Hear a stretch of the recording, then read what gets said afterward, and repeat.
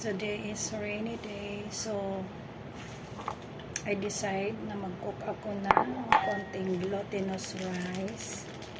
Mag-try lang ako nito guys, kasi ano siya, ang ibabalot ko siya ng dahon ng hindi pala siya dahon. Dito ko siya ibabalot yung ng corn. Ayan, tapos gugupitin ko lang isa-isa yung ng corn. Ayan, pwede rin pala siya ibalot guys. Kung wala kang dahon ng saging, pwede pala ito. So ipapakita ko sa inyo guys kung paano ko siya gagawin with simply this one. And then meron tayong maliit na gata kasi konti lang siya. So mag-try lang tayong gumawa ng tubig with the corn. Ayan, so alam na natin for today na kahit corn lang yan, pwede mo siyang ibalot yung tubig. So let's get ready.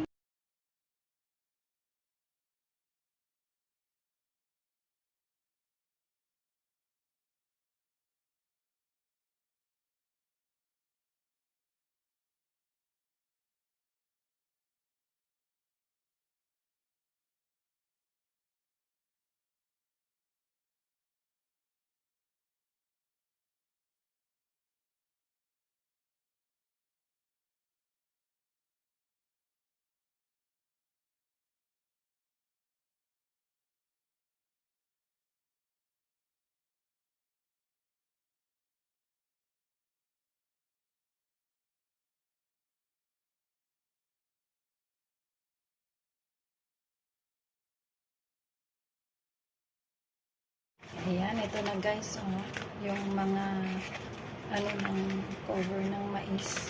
Ayan.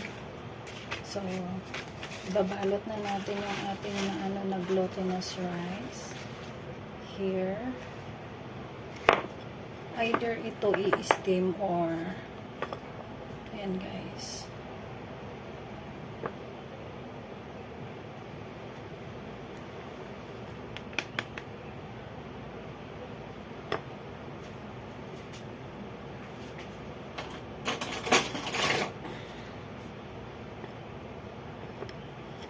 Yan, kahit tag-iisang kutsara lang. Yan.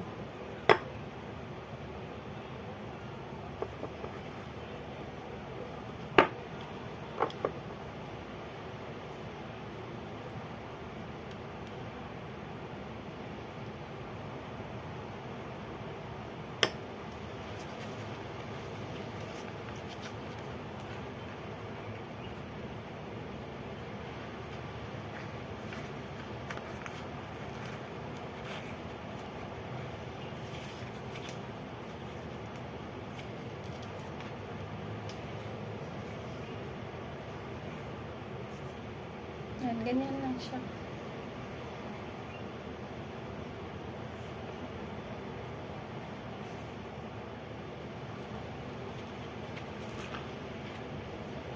Or lagyan natin siya ng dito, tali.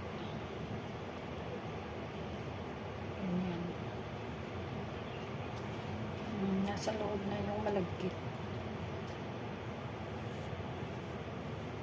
Ganun lang, paulit-ulit. Nakaluto din ako ng kangkanin gamit yung daho balot ng mais. Yan, malagkit. Malagkit yan, glutinous rice. 'Di ba yung tubig is binabalot ng balot ng saging. Wala tayong balot ng saging, so binalot ko sa balot ng mais. Ayan. So lutuin natin yung 5 minutes. Ayan.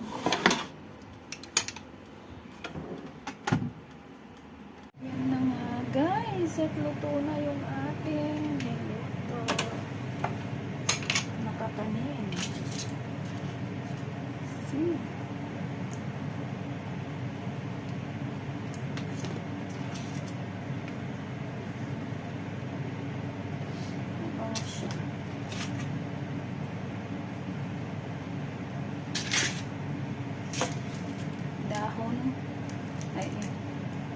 balot ng mais. Sarap ng pagkaluto.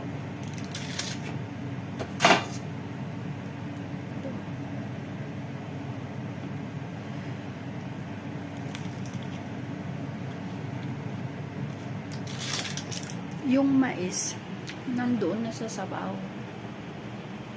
Diba? Double purpose na doon na sa sabaw yung mais. Yung balat ng mais nandito na. Try natin kainin, guys.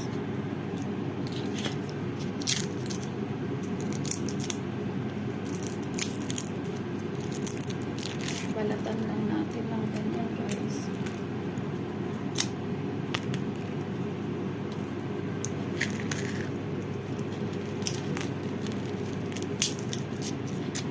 Ang kaloob. Ayan.